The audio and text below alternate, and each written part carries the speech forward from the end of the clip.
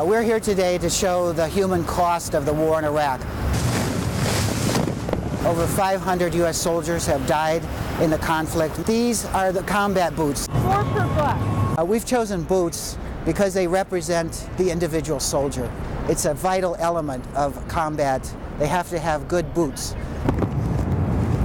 These 500 boots represents the deaths in Iraq since March. When I was lying boots out here this morning, I was amazed with how many there were. Behind each of these pairs of boots is a grieving family right now.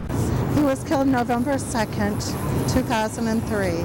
Every day, the first thing I think of when I wake up is Brian.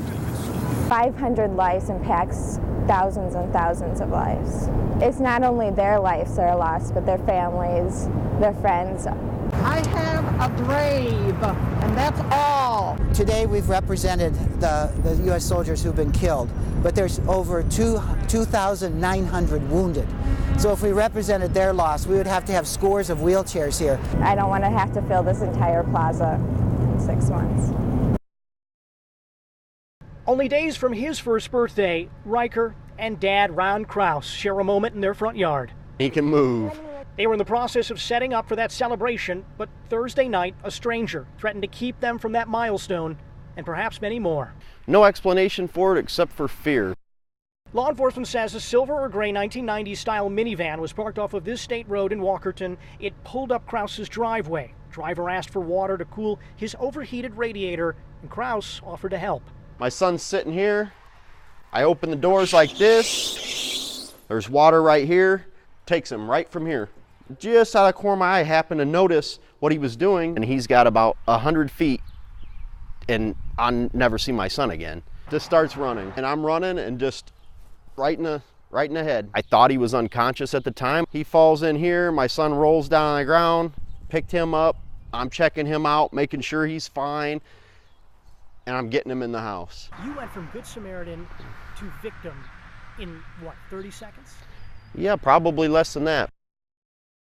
Riker and father got to safety. 911 was called, but Kraus says the man who tried to stuff his son in a duffel bag and take him took off. No, I hope he gets caught. I hope that they're able to take the information that we've given him, and I hope that they stop him before he does it again.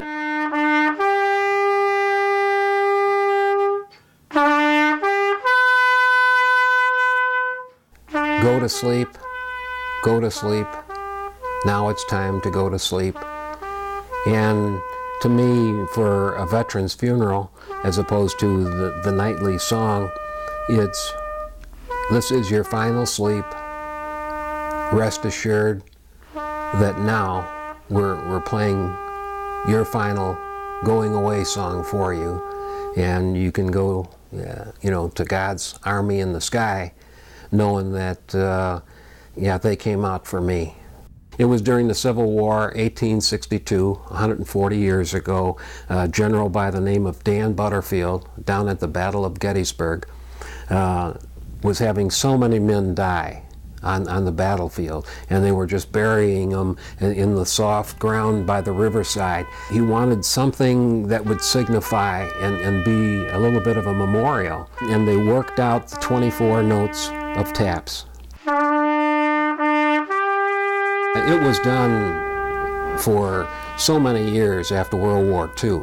Then it stopped because the government said we no longer have the money to afford horn players and buglers, so we just don't, there are none anymore. If the family requests it, they can get 2 people out to fold the flag and present it in uniform, in a military fashion. And they bring a recorded rendition of taps. To have a boombox play, if it plays, is nice, but doesn't that veteran deserve a live horn player out there? Somebody to signal his entry into heaven, somebody to give the final closure to the family. That's what the family deserves. I just thought, well, there's all kinds of people that play the horn out there that would like to do this. So a year ago, we started looking for them, and we found them. I would like to see, 300-400 in Illinois, and maybe 10,000 across the whole United States. And the fact that somebody cared to come out with a horn, to drive over there, to be in uniform, to raise the horn and play those 24 notes live means so much to the family.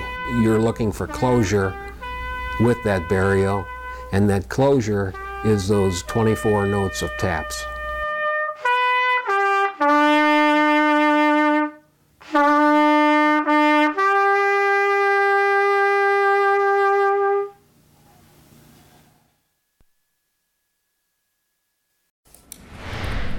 So some neighbors in the northwest suburbs say town officials are walking all over them to lay down new sidewalks. Not only that, they're being threatened to pay up even if there's no plans yet to build them. CBS 2's Vince Girasoli is live in unincorporated Roselle to explain. Vince. Rob and Erica, this neighborhood looks like so many that you find in our viewing area. It dates back to the early 60s, and that's a time when sidewalks in newer suburbs weren't quite as common. Well, now the village of Roselle is asking neighbors here to pay thousands right now so that they can build sidewalks. But the neighbors say there's one problem. They say Roselle has no immediate intentions to put them in. I feel like they're extorting us. On their green suburban lawns. This is like stealing. To me, it's like stealing. The kind that don't have sidewalks. I have no idea where they would put them. Right here.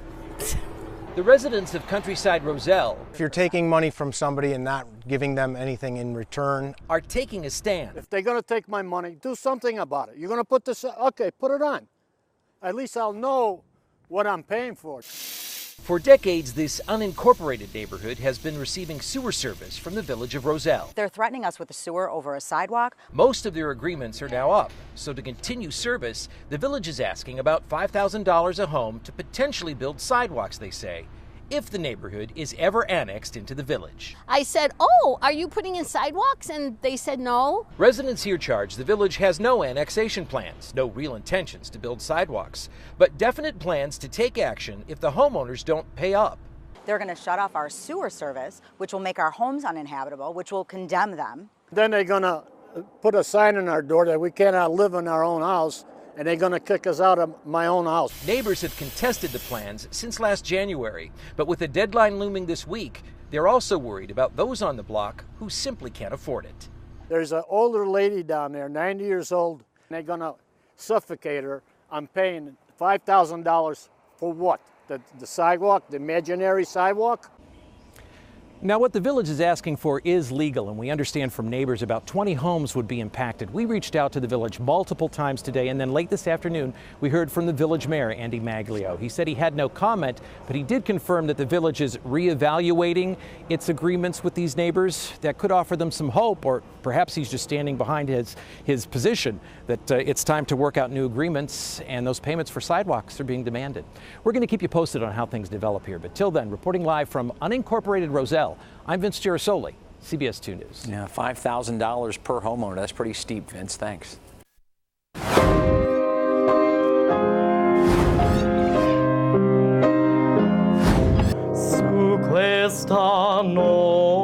Opera isn't the first choice of music for most teenage boys, but for Nico Zabel, it's his passion. The high school freshman from Wheaton is not only performing this opera in Italian, he wrote it. It's a pretty big deal to me because operas are hard to write. It is a big deal. The aspiring opera star is getting a lot of national attention, and he composed and performs all the music you'll hear in this report.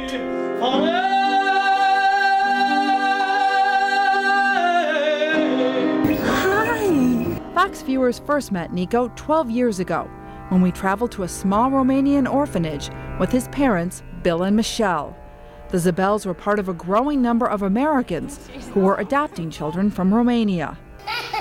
Wherever we went on that trip, children were climbing on us, grabbing, desperate for adult attention, and demanding to be held and touched. For couples like the Zabels who were desperate for children, it was a chance to become parents. And for children like Nico, it was an opportunity for a better life. I looked at him and I knew instantly he was my son, and I knew instantly that I loved him. But Nico's musical talent was not so obvious. As a toddler coming back from an orphanage, we had some issues. At age 3, Nico could barely speak, and his fine motor skills were poor. But by age 7, Nico's natural talent started to surface when when he joined a choir. I remember coming home from my first choir rehearsal saying, "Mom, Dad, do you know what a crescendo is?" Then a few years ago, he discovered opera and quickly picked up a variety of languages. How many languages can you sing in? Probably around 6 or 7. Spanish, English, German, Italian, French, Latin. Today, Romania is closed for foreign adoption. It's a decision the government made there while working to join the European Union several years ago. But adoption experts say Romania is still a country of orphans, and the future is grim for the tens of thousands left behind. I hope some of them are adopted by Romanians, but I'm sure these kids aren't going away, and so we worry about what's become of them. It's hard for Nico to imagine what his life would have been like if he had not left the orphanage. I hate to think about that. Parents, a sister, and a chance to develop his talents are all blessings Nico does not take for granted. He hopes to adopt himself one day. I want them to experience what I've experienced. I want them to have a change in their life. Ann Kavanaugh, Fox Chicago News.